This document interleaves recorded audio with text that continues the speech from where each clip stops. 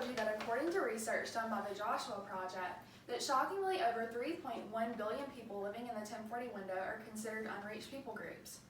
I have chosen to speak on this topic of missions in the 1040 window because I am interested in serving the unreached people groups long term. I am a credible source on this topic because I have conducted thorough and extensive research on the 1040 window in order to inform you to the best of my ability. In this speech, I will strive to inform you on what part of the world that the 1040 window is located in geographically, the major religions of the people groups living inside of it, and the limitations of missionaries going to the 1040 window to try to share the gospel. To begin, I will inform you on the geographical location of the 1040 window. According to the Joshua Project, the 1040 window is located in North Africa, the Middle East, and Asia. The reason that it was given the name of the 1040 window is because its geographical location makes a rectangular box between 10 degrees north and 40 degrees north latitude. The article Dictionary of Christianese says that Louise Bush, who ironically worked as a missionary in the bush, coined the 1040 window to encourage missionaries to go to the unreached. The 1040 window is a tool for missionaries to be guided to go to the least evangelized countries. The Dictionary of Christianese also states that the least evangelized countries in the world are inside of the 1040 window. This goes to show the extent of how the world is lost and the gospel is yet to reach the nations. Before conducting research, I was not aware of how much of the world has yet to hear the gospel. God has been leading me towards working inside of the 1040 window long term, so this information was interesting for me to learn. There are many different people groups living inside of the 1040 window, with hundreds of different religions, which makes for a cultural and religious melting pot. We will discuss the people groups of the 1040 window and their religions. According to the website withinglobalreach.com, the 1040 window major religions are Islam, Hinduism, Buddhism, and animism.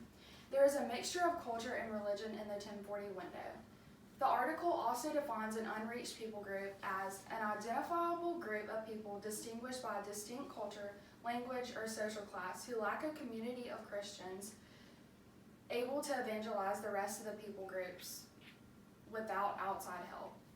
97% of the world's unreached live inside of the 1040 window, which is an outstanding number of people groups. The four major religions make up just a small portion of the many other religions of the 1040 window. An article by aboutmissions.org says that almost 17 billion people are Muslim in the 1040 window, which makes it the most common religion.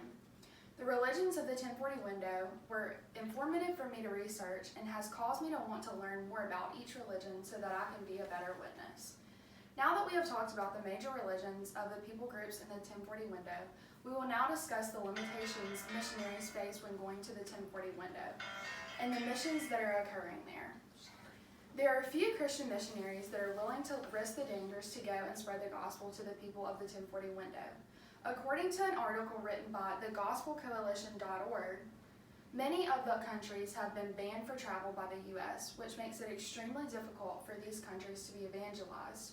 Missionaries are not willing to take the risk to go to these countries to share the gospel. The article also mentions that single women vastly outweigh the number of single men on the mission field, which makes it hard for single women to go alone to the countries of danger, therefore reducing the number of missionaries. There are some sending organizations that are beginning to target the 1040 windows, such as Away, Joshua Project, and the IMB. Christians are beginning to focus more on the importance of going to these areas in the 1040 window. It is encouraging to learn that more missionaries are being sent, and the information should encourage you as well.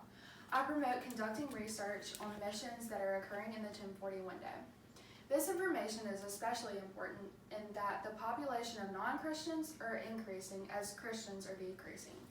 I have given you important information on the limitations of missionaries and what is being done in order to reach the unreached. So as I wrap up my speech and leave you with this information about the geographical location of the 1040 window, the religions of the unreached people groups, and the limitation of missionaries and the missions occurring in the window, I hope you will consider this information and formulate your own thoughts and opinions on it. We see the great need of missionaries and the gospel to be shared with these people and how many are not willing to go into these dangerous areas. It is my hopes that you have learned the 1040 window learned more about the 1040 window. Now I'll leave you with this question of what will you do with this information.